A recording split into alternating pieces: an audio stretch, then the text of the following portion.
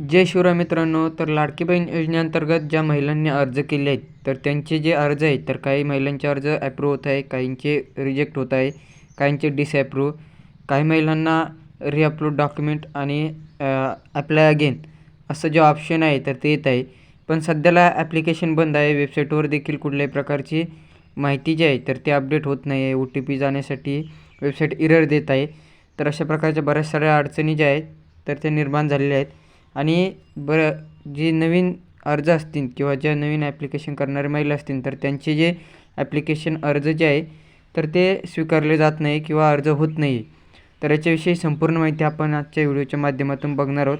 त्यासाठी व्हिडिओ शेवटपर्यंत नक्की बघा आणि आपल्या इतर मित्रमैत्रिणींना शेअर करायला विसरू नका. त्याआधी आपण जर चॅनलवर नवीन आला असाल तर चॅनलला सबस्क्राईब करा. अशाच प्रकारचे महत्त्वपूर्ण अपडेट आपल्यासाठी आम्ही घेऊन येत असतो. तर मित्रांनो, मी आपल्याला दाखवतो पहिल्या वेळेस की कशाप्रकारे अर्ज जे आहे तर ते ॲप्रूव्ह आणि डिसॲप्रूव्ह आहे. तर आपण केलेल्या अर्जामध्ये आपण अशा प्रकारे बघू शकता पेंडिंग आहेत, तर काही ठिकाणी रिजेक्ट, डिसॲप्रूव्ह असे अर्ज आहेत.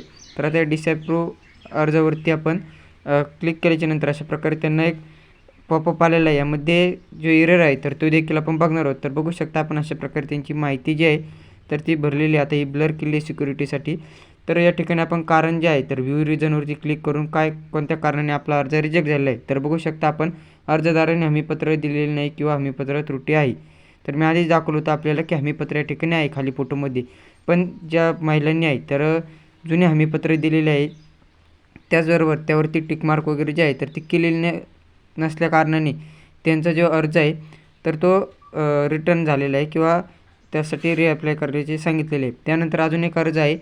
तर या ठिकाणी देखील बघू शकता की आपल्याला पुन्हा एकदा माहिती अपडेट करून जे आहे तर ते अप्लाय करायला सांगितलेले. तर आता या महिलांचे सांगितलेले आहे की तालुका आणि जिल्हा चुकीचा आहे.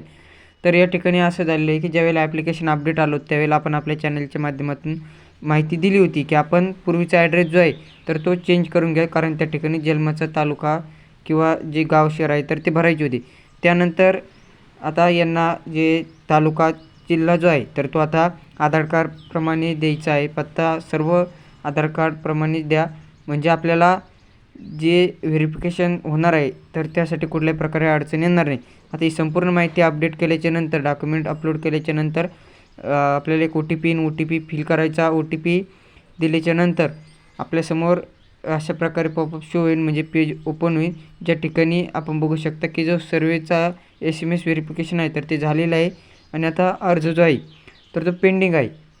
आता पेंडिंग म्हणजे आपण सुरुवातीपासून अर्ज केला आहे मित्रांनो, कारण आपले जे डॉक्युमेंट व्यवस्थित पद्धतीने अपलोड नसल्या कारणाने, त्याचबरोबर आपण आधार कार्डप्रमाणे जो ॲड्रेस आहे तर तो एडिट न करून घेतल्या कारणाने आपला जो अर्ज आहे तर तो रिजेक्ट होऊ शकतो. त्यामुळे आधार कार्डप्रमाणेच अर्ज भरा, म्हणजे जे नाव असेल, जन्मतारीख असेल, त्याचबरोबर ॲड्रेस असेल तर संपूर्ण माहिती आधार कार्डप्रमाणे अपडेट करा. आणि अर्ज जो आहे तर तो एक वेळेस एडिट करता येतो. ज्यांची पेंडिंगमध्ये अर्ज आहे त्यांना एडिटचे ऑप्शन अवेलेबल असेल. ज्यांची इन रिव्ह्यू आहे त्यांना आता डिसॲप्रूव्ह किंवा रिअपलोड डॉक्युमेंटचे ऑप्शन आल्याच्यानंतरच पुढील प्रोसेस करता येणार आहे. तर अशा प्रकारची माहिती होती. सोलर पंपविषयी देखील एक नवीन अपडेट आलेली आहे. 2 ते 3 मिनिटाचा व्हिडिओ आहे, तर तो आपण आपल्या चॅनलवरती जाऊन बघू शकता. त्याचं मी आपल्याला एकदा थंबनेल दाखवतो. कुसुम सोलर पंप योजनेअंतर्गत अर्ज केलेल्या शेतकऱ्यांसाठी एक खुशखबर देखील आहे त्यामध्ये, तर ते आपण बघू शकता. अशा प्रकारचा तो व्हिडिओ आहे. खाली डिस्क्रिप्शनमध्ये लिंक देखील आहे.